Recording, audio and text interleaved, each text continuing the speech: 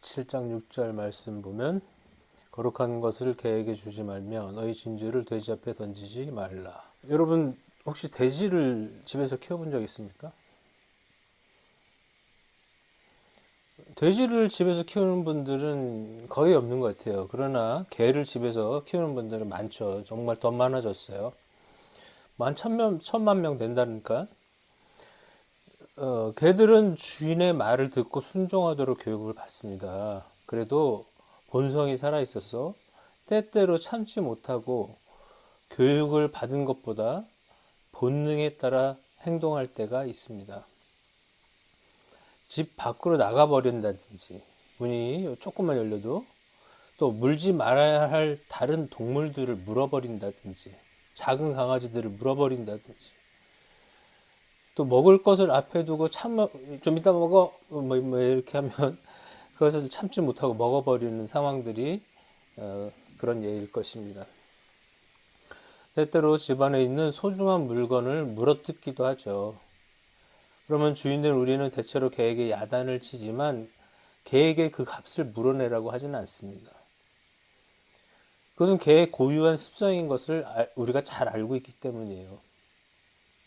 고양이도 마찬가지입니다. 고양이는 긁는 습성이 있어요. 긁는 습성이 있어가지고 식탁이나 의자나 문이나 뭐 이런 소파나 이런 걸 긁는다고 해서 야단을 치면 고양이가 잘못했구나 생각하고 다음엔 고치나요? 그렇지 않죠.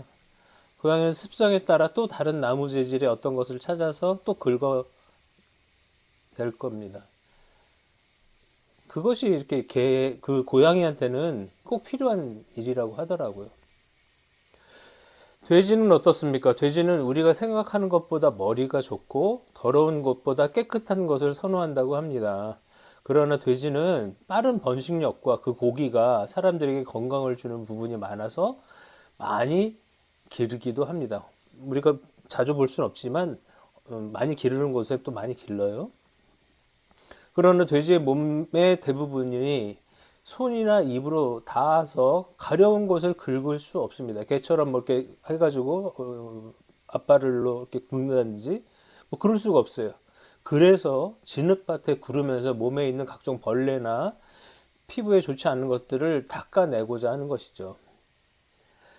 그래서 돼지는 더럽다고 알려진 측면이 그래서 있습니다. 그러므로 돼지가 진흙밭에 뒹구는 모습을 여전히 자주 목격할 수 있습니다. 우리 옛날에 돼지 목에 진주 목걸이라는 말이 있죠. 돼지는 진주 목걸이의 가치를 알지 못합니다. 그래서 진주 목걸이를 목에 걸어 유지하려고 해도 하지 않을 것입니다. 또 돼지가 그 진주 목걸이가 목에서 빠져 진흙에 묻힌다 해도 그것을 꺼내 씻어낼 리가 없습니다. 왜냐하면 돼지는 그 진주 목걸이의 가치를 알지 못하기 때문이죠. 예수님은 거룩한 것을 개에게 주지 말며 너희 진주를 돼지 앞에 던지지 말라라고 말씀하고 계시는데요. 일전에도 한번 설명한 것 같은데 이스라엘 언어의 특징 중에 하나는 두 구절을 대구절로 만들어서 하나를 설명하고 그 뒤에 설명하는 것은 앞에 설명한 것보다 심화되고 구체적으로 그리고 더 분명하게 의미를 전달하고자 하는 것이죠. 그러니까 거룩한 것은 진주로 구체화됐고 개는 돼지로 심화되었다고 할 수 있겠습니다. 이스라엘 사람들은 이방인들을 개에 비유하곤 했어요. 누가복음 7장에 보면 헬라인이요 수로보니게 여인인 사람이 나옵니다. 예수님을 찾아왔어요. 그리고 자신의 딸이 귀신 들렸는데 예수님께서 고쳐주시기를 간청합니다. 그러나 예수님은 평소와는 다른 모습을 보여주십니다. 다른 때는 누구든지 안수하여 고쳐주시고 귀신을 떠나가게 하시고 그러셨는데 그때만은 왠지 그녀의 딸을 고쳐주기는커녕 자녀를 배불리 먹이는 것이 중요하니 먹을 것을 개에게 던져주는 것은 이치에 맞지 않는 일이다 라고 말씀하세요. 여러분이 그 말을 들었다고 생각해 보십시오. 자신을 지금 개로 비유하고 있는 거예요. 그리고 개는 주인의 식탁에서 떨어진 거를 먹는 거예요. 우리는 뭐 개의 사료를 따로 주지만 예전에는 그렇지 않았죠. 그냥 우리가 먹던 밥을 남겨서 이제 주던지 밥에서 떨어진 것들을 빵 부스러기를 주던지 그렇게 했단 말이에요. 그러니까 이 여인은 굉장한 모욕감을 느꼈을 것입니다. 그러나 자신의 자존심보다 더 중요한 것은 딸의 귀신 들린 것이에요. 그것을 고치는 것이죠. 그래서 이렇게 말합니다. 대꾸합니다. 네, 맞습니다. 그러나 개도 자녀의 상에서 떨어진 부스러기를 먹어야 삽니다. 개도 살려면 부스러기를 떨어뜨려야 좋아야 살지. 그렇지 않으면 우리도 죽습니다. 아주 강하고 겸손하지만 아주 자신을 낮추지만 그래도 분명하게 그 뜻을 전합니다. 예수님은 그 여인의 믿음을 보시고 집에 있는 딸을 즉시로 고쳐주셨습니다. 이스라엘 사람들은 이방인을 개에 비유하곤 했습니다. 또 이스라엘 사람들은 돼지를 먹지 않지요. 그러니까 당연히 돼지를 집에서 키우는 집이 없습니다. 그래서 돼지를 친다 하면 이방인이 사는 마을이구나 라고 생각합니다. 그래서 돼지는 이방인의 상징이에요. 그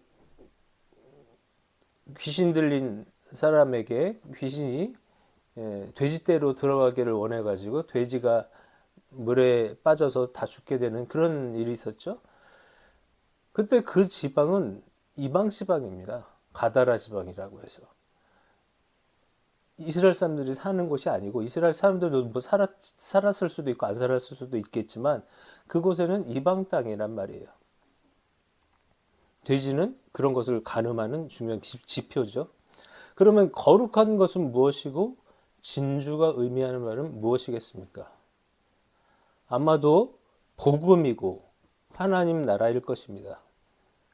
예수님은 지금껏 그것을 설명하고 계셨기 때문이죠. 정리하자면 복음을 이방인에게 전하지 말라. 복음의 가치를 알지 못하고 도리어 하나님 나라를 훼손시킬 수 있기 때문이다 라고 해석할 수 있습니다. 그러나 우리는 이 지금 말씀한 해석을 받아들일 수 없죠. 지금껏 예수님이 보여주신 철학, 즉 세계관과 배치되기 때문이에요. 마태복음 11장을 보겠습니다. 찾아볼게요. 마태복음 11장 20절, 25절, 20절에서 25절 말씀입니다.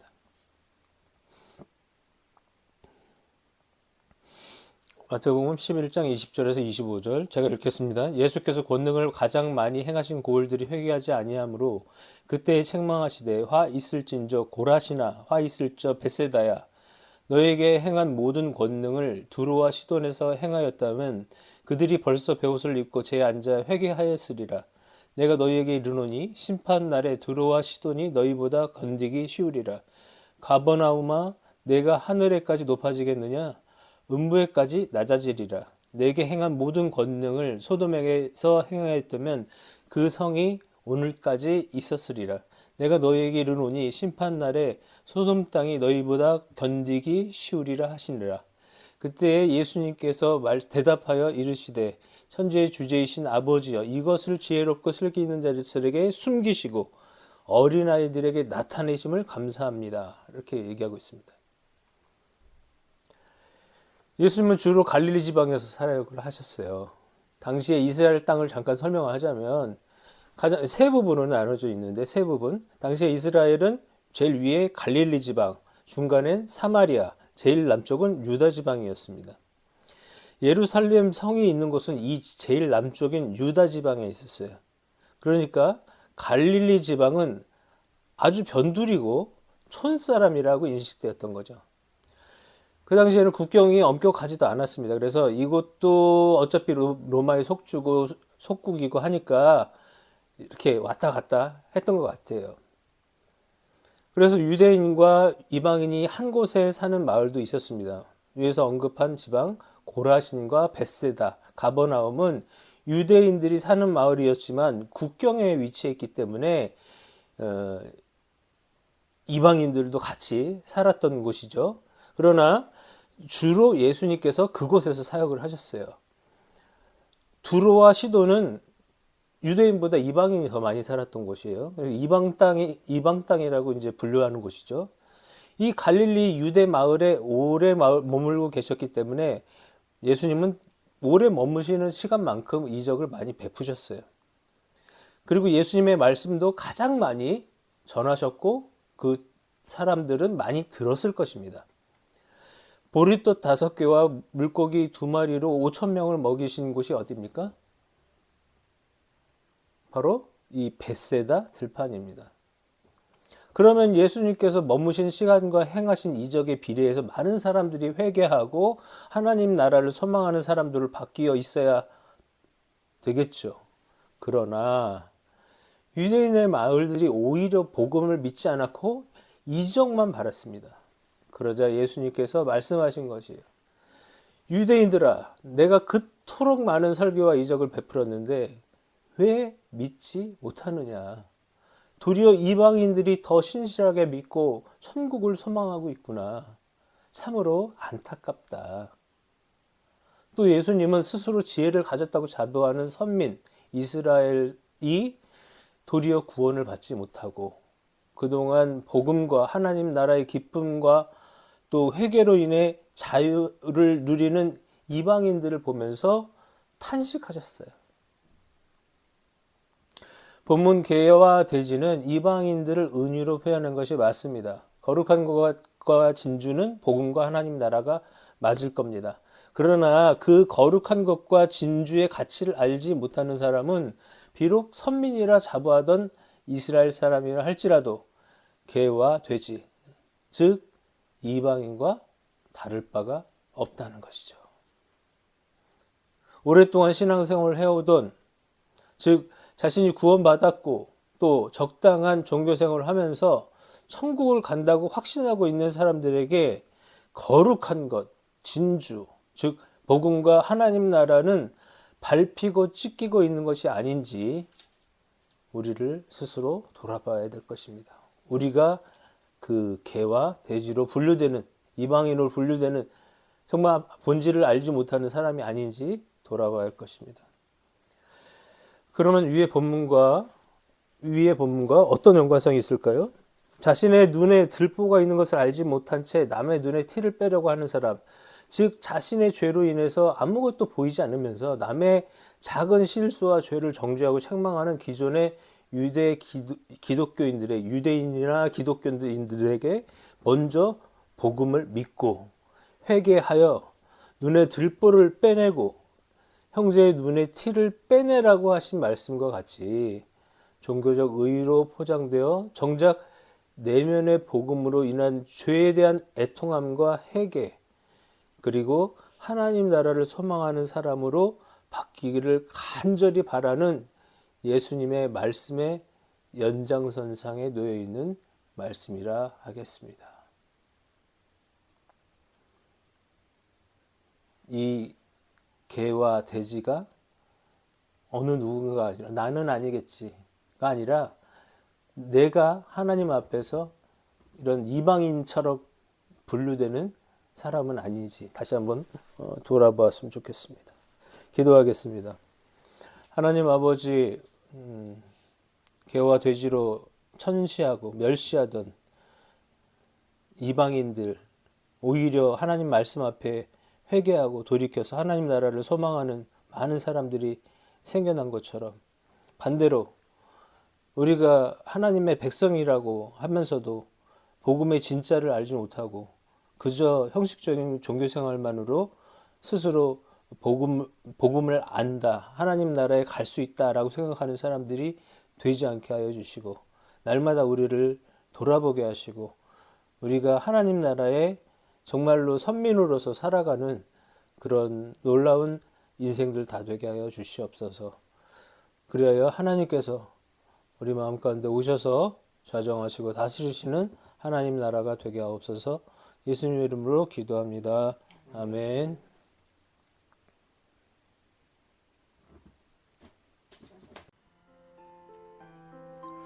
안녕하십니까, 김성문 목사입니다. 저는 목회자로 또 신학자로 30년을 살았습니다.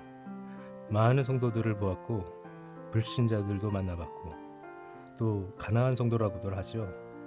교회를 다녔으나 이런저런 상처를 안고 교회를 떠나 계신 분들도 많이 만나봤습니다. 가장 가슴 아픈 것은 이단에 빠져 계신 분들입니다. 꼭 필요한 평신도 교육이 있었다면, 바르게 말씀을 대하는 방법을 알려주었더라면 이단들의 그 얄팍한 신학조차도 구분해내지 못하는 일은 없었을 것입니다. 그 죄는 저를 비롯한 목사들의 책임입니다. 그래서 지금이라도 교회 안의 성도들과 교회 밖의 성도들, 그리고 아직 복음을 알지 못한 분들에게 쉬우면서 정확한 성경을 함께 연구해가면서 성장해 나가기를 바랍니다. 맨 앞에 페이지에 제 학력을 넣은 것은 잘난 척하려는 것이 아니라 건강한 정통 신학을 공부한 사람이라는 것을 말씀드리고 싶어서 써놓은 것입니다. 오해하지 않으셨으면 좋겠습니다. 이 사역을 위해서 기도해 주십시오. 제가 지쳐 넘어지지 않도록, 또 성경을 바르게 보고 바르게 전할 수 있도록, 그래서 성도님들이 이 말씀을 가지고 힘을 얻고 기쁨을 회복할 수 있도록 기도 바랍니다. 또한 재정적인 후원도 필요합니다. 유튜브의 특성상 최소 얼마의 시간과 구독자가 있어야 수익이 발생하는 구조다 보니 제 컨텐츠가 많은 사람들이 보기에 어려운 분야이고 유명한 목사나 연예인도 아니기 때문에 쉽게 그 수를 충족하기 어려울 것 같습니다. 저희 교회는 메타교회이나 대한예수교 장로회 합동측에 소속되어 있고 비영리단체로 등록되어 있어서 헌금 영수증이 필요하신 분들은 연말정산 기부금 세 공제에 사용할 수 있도록 준비하겠습니다. 교회 건축은 하지 않기 때문에 건축헌금 필요 없습니다. 하지만 교회가 정해지지 않아서 11조를 낼 것이 마땅치 않다면 저희 교회에 헌금하시기 바랍니다. 정해진 사례와 교회 운영에 필요한 금액을 제외한 헌금 전부를 해외나 국내의 선교 사역을 위해 사용하겠습니다. 후원을 기다리고 있겠습니다. 감사합니다.